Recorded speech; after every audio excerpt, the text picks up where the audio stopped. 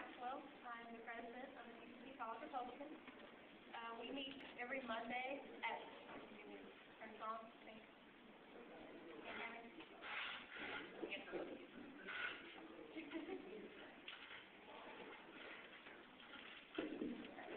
Sorry about that.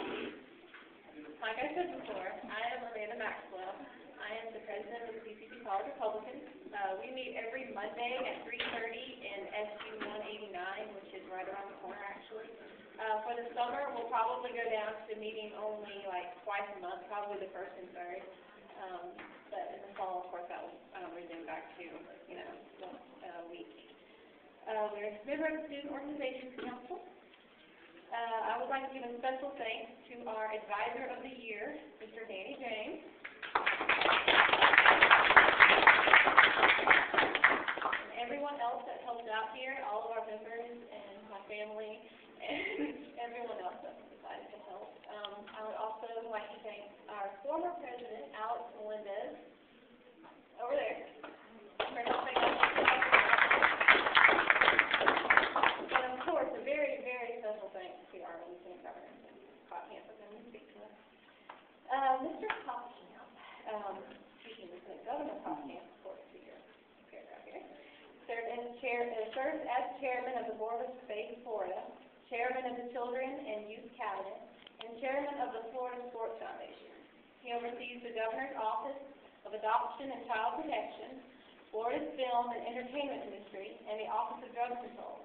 He also chairs the Davis Productivity Awards Program. He is married to Cindy, who is a Fort Myers native and fourth-generation Floridian, and they have a son named Jack. So without further ado, would you please give a very nice and hearty TCC welcome to our Lieutenant Governor and candidate for Attorney General, Jeff Kottkamp.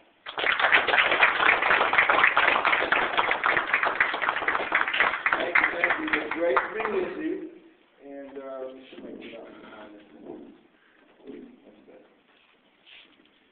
It's an amazing time, and grateful for the opportunity to be with you this afternoon.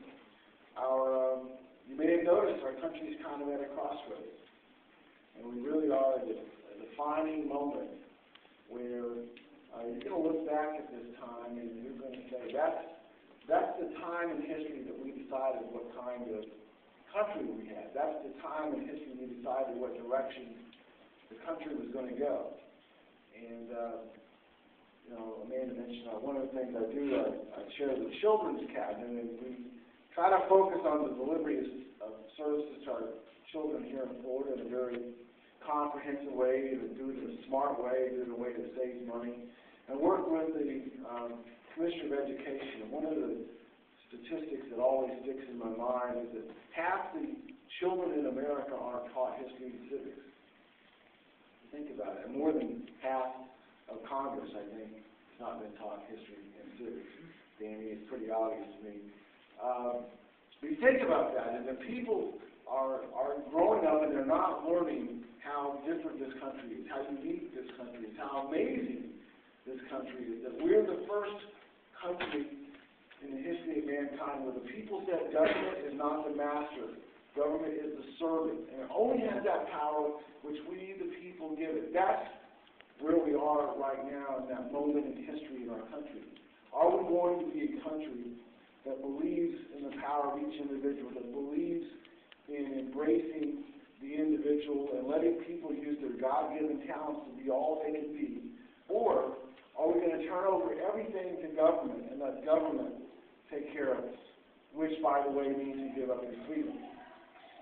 There's a reason that people have come here since the Pilgrims landed at Plymouth Rock. And they've come here because when you come to this country, it doesn't matter what your family background is or where you came from.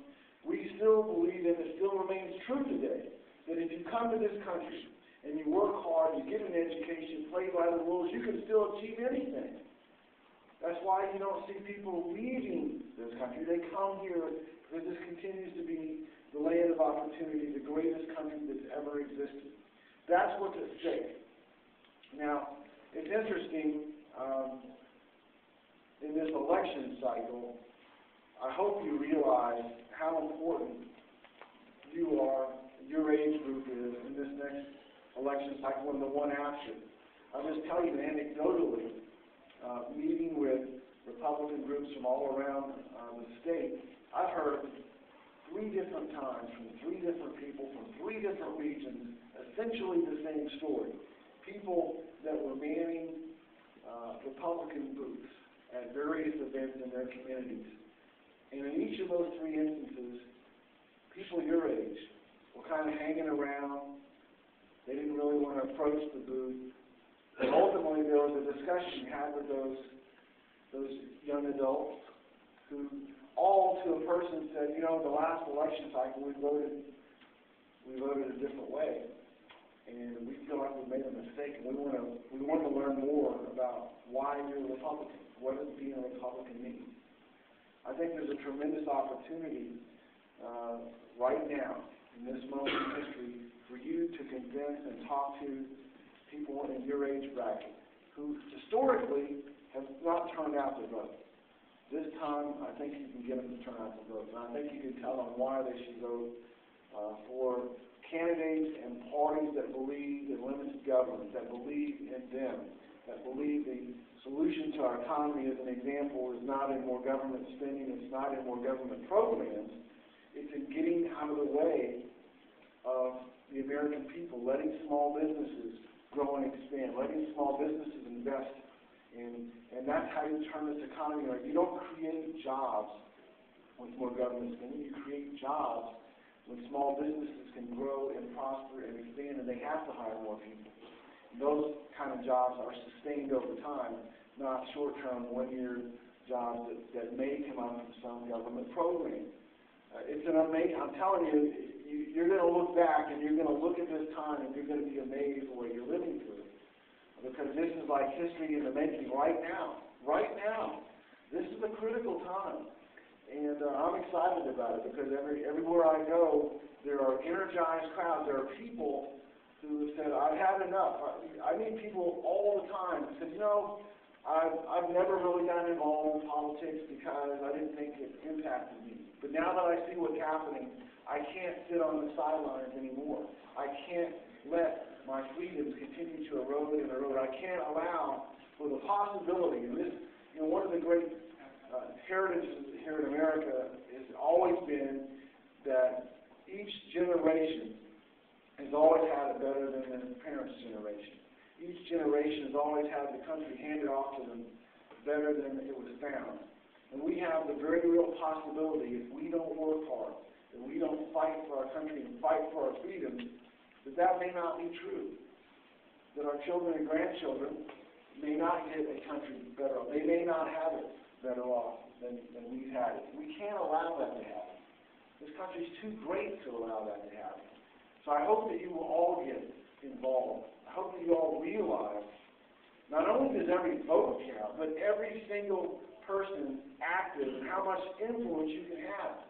Just in your email list alone, you can have a tremendous impact in this election cycle. If you think about the combined efforts of all of you just in this room and your email list and those people and their email list and how that stretches out, you can have a tremendous impact on the process. So sometimes when I speak to students, they ask, well, how did you get involved in this? I did just what you're doing. I really got involved in politics for the first time when I was attending community college. And I got active, to you, it seemed like 100 years ago, I got involved in the Ronald Reagan campaign. And from then, I just kept getting involved. I found candidates that I believed in, and I campaigned for them, and I helped them raise money. And ultimately, after I completed my education, I became a member of the Republican Executive Committee. And I worked my way through the process and tried to pay my dues, basically, and also get to know the process, and ultimately got to that point in my life where I was able to run for office, and I ran for the House of Representatives in 2000. You think about that time, in 2000, my first vote was who got Florida's electoral votes. So it was like somebody just opened up a history book, and I stepped inside. It was a really amazing time. But nothing like today, nothing like what's happening right now. And so this is a critical time